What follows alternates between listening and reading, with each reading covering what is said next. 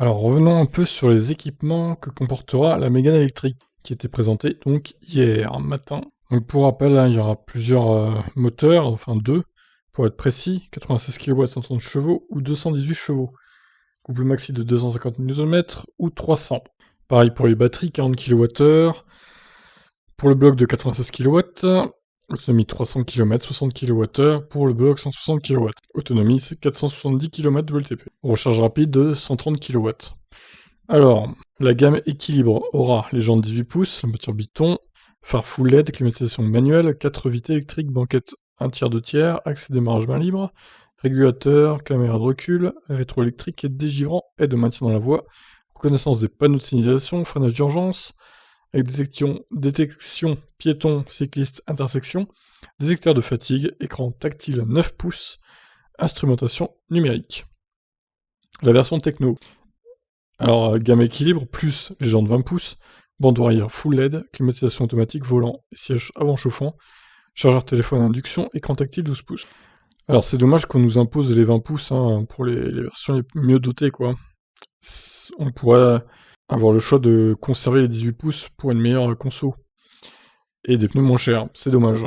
Donc la version iconique rassemble la techno plus sellerie cuir, siège avant électrique et massant, sono Harman Kardon.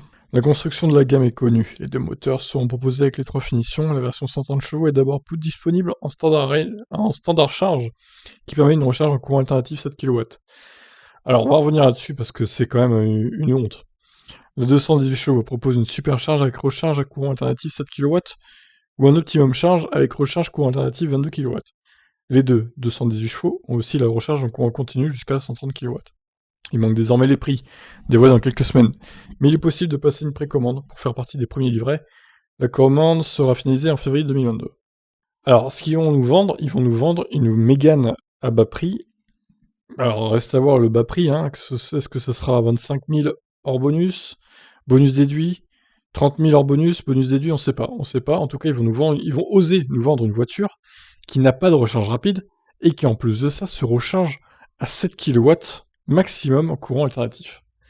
Ils vont oser, chez Renault, ils vont oser, ça c'est fort hein, quand même. Hein. Mais personne va acheter cette version, enfin, personne de sensé ne va acheter cette version. J'ai hâte de voir les prix parce que quand même là, c'est quand même extraordinaire. Donc les autres versions avec la grosse batterie sont un peu mieux, sachant que la meilleure, c'est clairement Optimum Charge. Celle-là, par contre, à mon avis, elle va coûter cher, hein. Ça sera la plus chère de toute façon.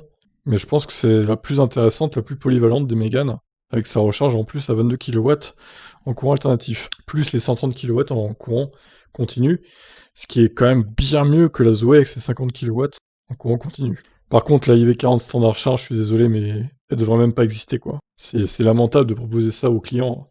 J'espère que personne n'achètera cette voiture. Hein.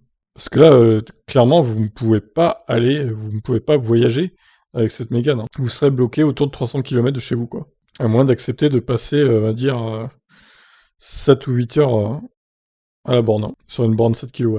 Donc voilà, à part cette version-là, les autres versions sont à peu près correctes. Moi, ce que je reprocherais, c'est juste, effectivement, les jantes 20 pouces imposées.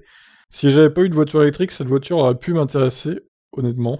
Mais c'est vrai que faut voir les prix aussi, hein. Donc comme ils ont dit dans l'article, ça sera arrivé dans quelques semaines. Il faudra les comparer évidemment avec la concurrence, voir si c'est bien placé ou pas.